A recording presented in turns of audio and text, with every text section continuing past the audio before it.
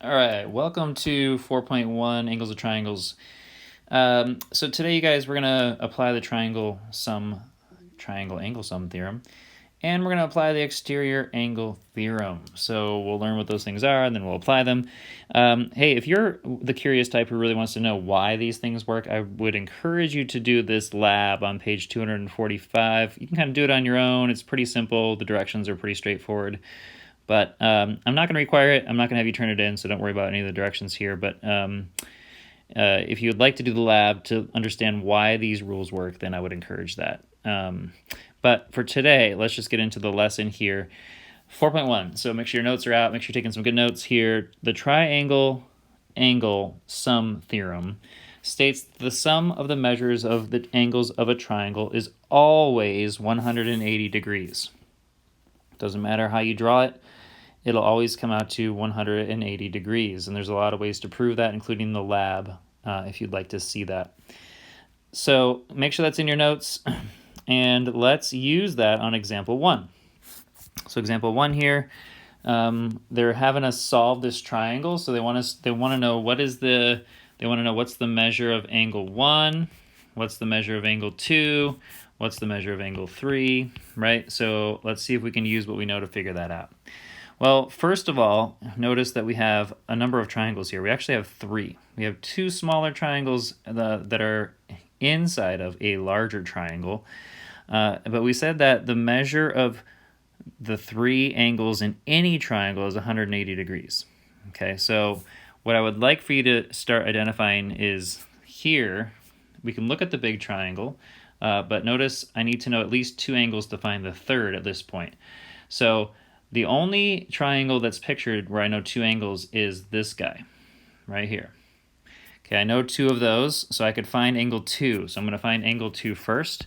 To find angle 2, what I'm going to do is I'm going to take 180 degrees, and I'm going to subtract 71, and then I'm going to subtract 57 from that. And when I do that, I come up with 52. So you can check me on that. Should be 52, though. So 52 degrees. Okay, so once I know that that's 52, then I can use that on the bigger picture to find 3. So now notice, and maybe I'll change my color here. If you look at the bigger triangle, this guy, I happen to know, this whole angle and this whole angle, and so I can use that to find angle 3. So we know that angle 3 is going to be equal to 180 minus 52, which is the one I just found, and then minus this combined angle up here, angle K, which if you combine 71 and 28, you get what? You get 99, so minus 99. So angle 3 then is equal to 29 degrees when you do the math. Okay. And then finally, we just have to find angle 1. Well, if I know this is 29, and I know this is 28 on this triangle, which again, if you can't see it here, let me show it to you in yet another color. This triangle here, we know 2 of the 3, so we could figure out the third. Okay, so let's do that, and I'll change colors here to find angle 1. So the measure of angle 1 is equal to 180 degrees, right, total, minus 29, which I know, minus 28, which I know, again on that red triangle, right? So when you do this out, the measure of angle 1 is actually pretty large. It's 123 degrees. Okay, so you can check me there, make sure I did that correctly, but that should be what you're getting for example 1.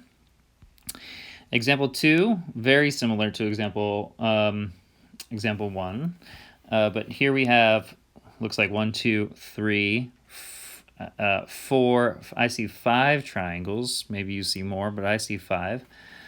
So again, in order to find missing pieces here, we have to use what we know, and we know we need at least 2 pieces to a triangle to find the third at this point.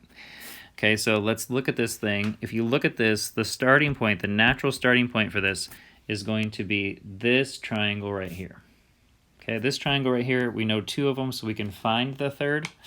So let's go ahead and do that. And by the way, in your notes, this might be example 1b. I called it example 2 here, but technically in the book, I think it's 1b. Okay, so where I would start this is I would find the measure of angle 7. So I know the measure of angle 7 is equal to 180 degrees minus the two that I know. I know 58 and I know 65. Okay, so when I do this out, the measure of angle 7 then is equal to 57 degrees. All right, so I've got that one down. All right, and then I need to move on. So once I know that, I like to actually just write them in as I go. So maybe draw a picture, write them in, however you want to do that. So once I know that, I'm going to use some rules now that we've talked about before in the past. So since I know the measure of angle 7, what I want you to see now, and I'm going to erase this here, what I want you to see now is that, and let me get some highlighting going so you guys can see this. So we have this line that is intersecting with this line, right?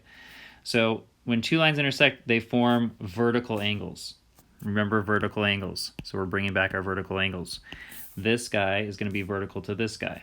What do I know about all vertical angles? They are congruent. So by default, I know what the measure of angle 5 is. The measure of angle 5 is equal to 57 as well. And again, I use the vertical angles, and they're not making you, tell why you know that, but I'm telling you why. So if I know that this is 57 now I can find 4. So the measure of angle 4 is equal to 180 degrees minus the two that we know, 57 minus 67. When I do the math out there, I get 56. Okay, so the measure of angle 4 is equal to 56. The measure of angle 5 is 57. 7 is 57. And now that leads us down to the last triangle. Well, I don't know anything about the last triangle. Actually, that's not true. I do know something. I know that 8 and 9 are the same, right? These are congruent. They're the same. So when I find one of them, I find both of them. So that's kind of nice. But it doesn't look like it's easy to find one of those. Okay, and I can't just use what it looks like to find it. Some people might think it's a right angle. You'll be tempted to think of some, kind of weird things here. But if it doesn't tell you it's right triangle, then don't use right triangle. But I do know, there is something that I do know. Okay, so let me point this out here again with some highlighting.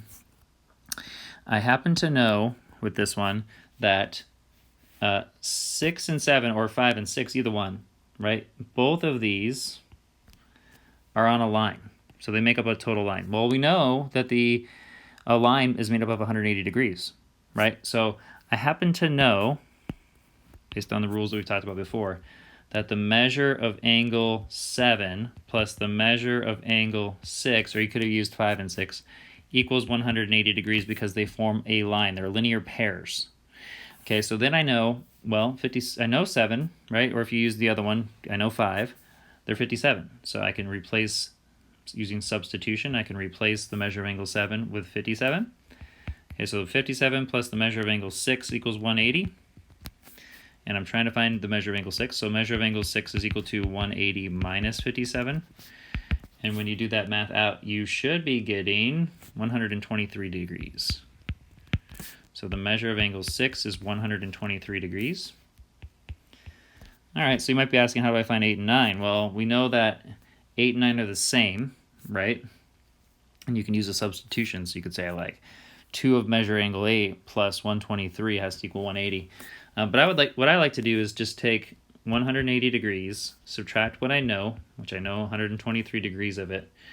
And when you do that, you end up with 57. So you have 57 degrees left to work with. And I know that the two angles there that make up the 57 degrees have to be the same. So I'm going to just divide this by 2. And when you do that, you get 28.5 degrees for both measure of angle 8. Make sure you label these well. And measure of angle 9. All right, so there's example 1b. Now the second half of the lesson is just the exterior angle theorem. Okay, again, the lab will help you understand this if you want to check out the lab. But basically this is saying the measure of an exterior angle is equal to the sum of the measures of the two remote interior angles. What that means is, since we already know that the linear pair makes up 180 degrees, and the three angles inside of a triangle make up 180 degrees. Okay, so notice we have both of those things going on here with an exterior angle. So this is an exterior angle where you extend a triangle beyond its vertex. Okay, so this here, number 1, is considered an exterior angle. It's exterior to the triangle, and it's formed by just extending one of the side lengths. Okay, so we know right now, okay, we don't know what measure of angle 1 is, but if we did, we would know that measure of angle 1 plus this guy right here have to equal 180. Okay, so we know that the measure of angle, let me turn this over here to this, the measure of angle 1 plus the measure of angle C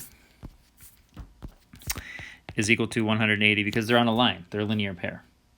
Okay, then I also know that the measure of angle A plus the measure of angle B plus the measure of angle C is equal to 180.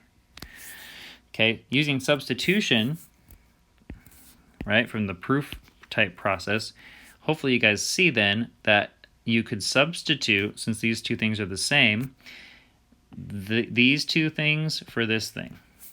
Okay, so what this is, the exterior angle theorem is saying is the measure of angle 1 is equal to the opposite two angles in the triangle. In this case, they're called A and B because of that idea. All right, so let's use that idea.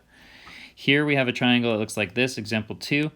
We know that this is 123 degrees. Okay, so since it's a linear pair with 2, we happen to know what the measure of angle 2 is.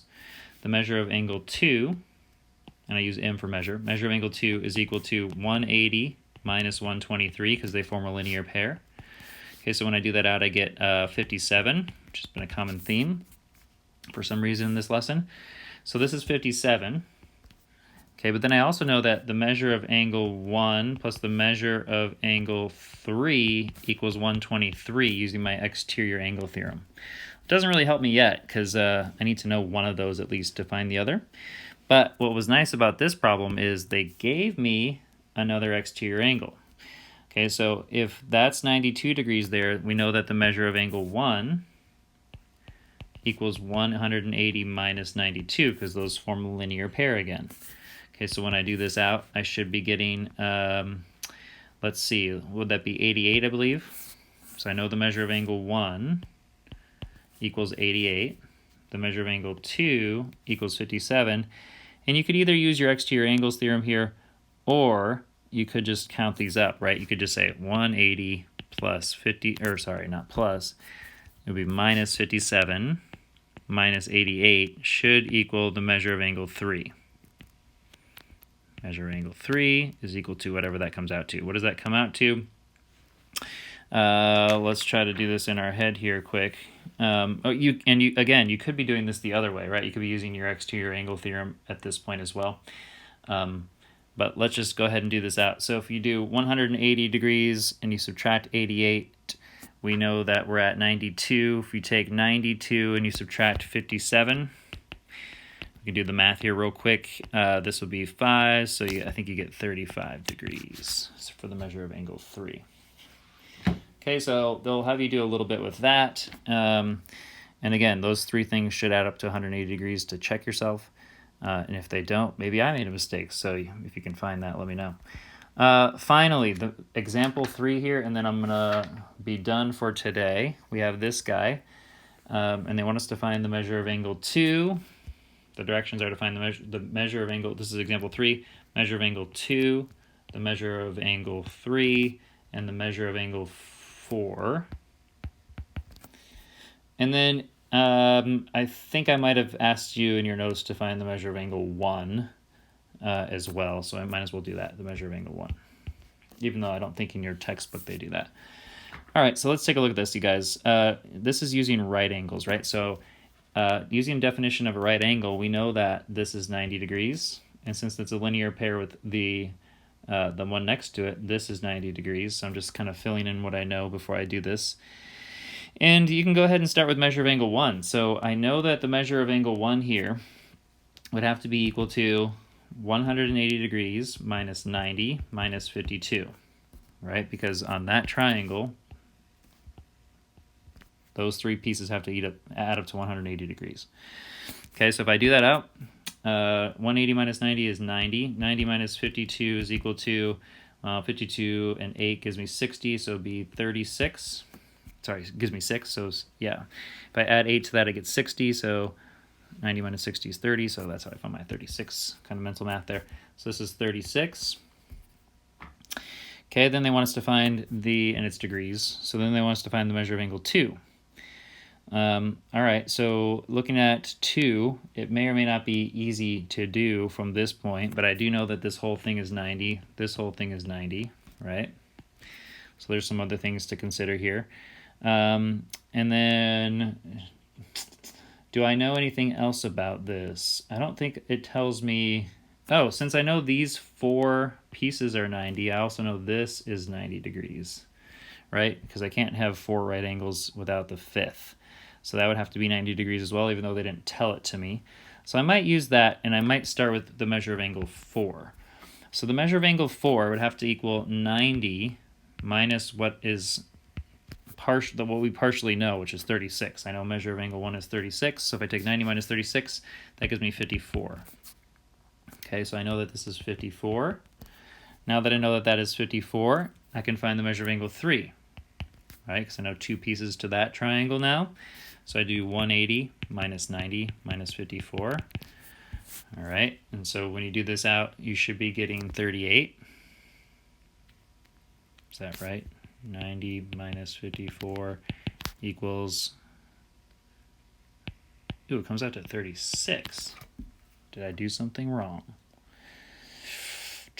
I think the textbook says that that's supposed to be 38, which is interesting. Let's figure this out. So 1 is 36, 4 is 54. Did I do something wrong with the 1?